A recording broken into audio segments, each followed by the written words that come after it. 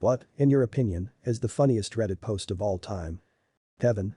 It's not uncommon as a teacher to have students who are a bit behind the curve in certain aspects, but 99.99999% of the time they are keen on something. They might not understand how to identify a noun or what theme is, but they somehow know how to make a mean plate of nachos. You learn pretty quick to not judge fish for their tree climbing ability, you know. I thought this was the rule when I was teaching until I met Kevin. Kevin isn't his real name, but it doesn't matter because he can't spell it anyway. Kevin was a student of mine during my last year of teaching.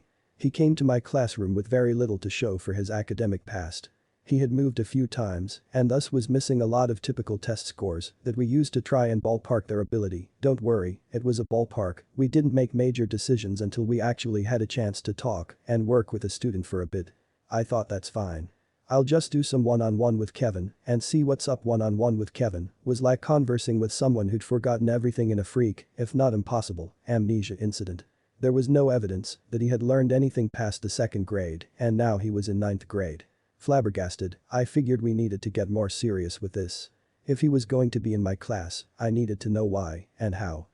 I decided to meet with him, his guidance counselor, his parents, and another teacher to see what was really going on. This is where it all became clear. It was by some incredible fluke that his family hadn't been wiped off the face of the earth years ago. Odds are his entire heritage was based on blind luck and some type of sick divine intervention that saves his family every time a threat presents itself. Kevin was the genetic pinnacle of this null achievement.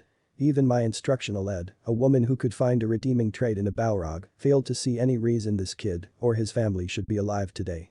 So here's a list of events that made it abundantly clear that God exists, and he's laughing uncontrollably. Kevin frequently forgot where class was. On more than one occasion, I had to retrieve him from other classrooms.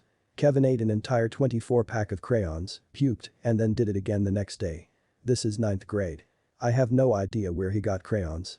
Kevin's dad wrote tuition checks and mailed them to me, his English teacher. This was a public school. When I gave it back to Kevin, voided, to give to his dad with a brief note explaining that this is a public school, Kevin got in trouble for trying to spend it at 7-Eleven after school. Kevin was removed from the culinary arts program after leaving a cutting board on the gas stove and starting a fire, twice. Kevin threw his lunch at the school resource officer and tried to run away. He ran into a door and insisted it wasn't him. Kevin stole my phone during class. I called it. It rang. He denied that it was ringing. Not that it wasn't his, not that he did it, no, he denied that the phone was actually ringing. He tried it 3 times before the end of the year. Kevin called the basketball coach a motherfucking bitch during gym. Basketball tryouts were that afternoon. Kevin tried out. It didn't go well. Kevin's mom could never remember which school he went to. She missed several meetings because she drove to other schools, none of which he ever went to. Kevin tossed himself in the neck before a football game.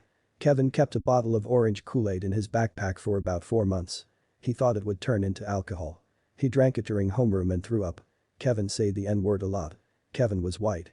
The high school was 84% black. Kevin got beat up a lot. Kevin stole another student's iPhone and tried to sell it back to them. Kevin didn't understand that his grade was dependent on tests, quizzes, homework, classwork, and participation. Kevin finished his first semester with a 3% average. He tried to bribe me with $11. Kevin spit on a girl and said you should get out of those wet clothes. The girl was the Spanish student teacher. Kevin didn't know dogs and cats were different animals. Kevin tried to download porn onto a computer in the library at the circulation desk while he was logged on. Kevin asked a girl to prom, he was in 9th grade and freshmen don't go to prom, by asking for her phone number and then texting her his address. Kevin got gum in his hair, constantly. Kevin regularly tried to cheat on assignments by knocking the pile over, grabbing one before I had picked them all up, and then writing a name on it wherever there was room. Kevin had several allergies, but neither his parents nor he could remember what they were. They were very concerned that the holiday party, it's high school, we don't have those, would have peanuts. When they finally got a doctor's note, he was allergic to amoxicillin.